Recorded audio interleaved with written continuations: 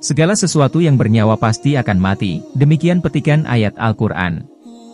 Setelah manusia meninggal maka akan berhadapan dengan alam kubur, apakah akan mendapat nikmat kubur atau mendapat azab kubur. Imam Ibnu Qayyim dalam kitabnya Ar-Ruh menerangkan, banyak hal yang menyebabkan seseorang ditimpa azab kubur. Secara umum manusia diazab karena kejahilan mereka terhadap Allah, tidak melaksanakan perintahnya dan melanggar larangannya. Allah tidak akan mengazab ruh yang mengenalinya, mencintainya, melaksanakan perintahnya dan menjauhi larangannya.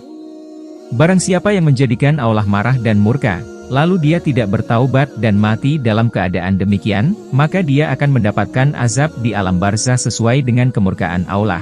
Berikut adalah di antara sebab seseorang ditimpa azab kubur. 1. Kekafiran dan kesyirikan. Allah Subhanahu wa Ta'ala berfirman, bagaimana azab yang menimpa Firaun dan bala tentaranya.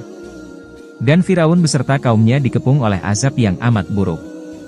Kepada mereka dinampakkan neraka pada pagi dan petang, dan pada hari terjadinya kiamat lalu diperintahkan pada malaikat, masukkanlah Fir'aun dan kaumnya ke dalam azab yang sangat keras.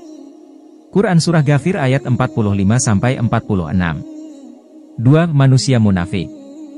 Orang yang rajin ibadahnya ketika di hadapan orang lain namun bermaksiat ketika tidak ada yang melihatnya, merasa tidak diawasi oleh Allah Subhanahu wa Ta'ala.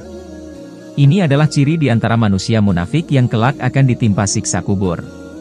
Sebagaimana Allah berfirman mengenai munafiknya orang-orang Badui pada zaman Rasulullah. 3. Tidak menjaga diri dari air kencing. Tidak menjaga diri ketika buang air kecil dianggap perkara yang sepele, namun sebenarnya perkara ini termasuk ke dalam dosa besar. Air kencing termasuk najis, maka tubuh, pakaian atau bagian yang terkena air kencing harus dibersihkan atau disucikan. Dari Abu Hurairah radhiyallahu anhu, Rasulullah sallallahu alaihi wasallam bersabda, kebanyakan azab kubur itu disebabkan dari air kencing. Hadis riwayat Ahmad. 4. Gibah dan mengadu domba. Yang sering dilakukan dan menyebabkan azab kubur adalah gibah dan adu domba. Rasulullah sallallahu alaihi wasallam bersabda, gibah adalah menyebutkan mengenai saudaramu dengan hal-hal yang tidak ia sukai, hadis riwayat Muslim. Adapun bentuk siksaan bagi pelaku gibah sungguh mengerikan, maka hendaknya menjadi renungan bagi yang masih gemar melakukannya. 5. Meratapi jenazah.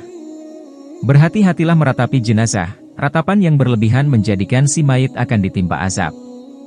Rasulullah sallallahu alaihi wasallam bersabda, sesungguhnya mayit itu akan diazab karena ratapan keluarganya. Demikianlah azab kubur telah menanti manusia jika melakukan kelima hal di atas. Maka dari itu persiapkanlah amal soleh sebaik-baiknya.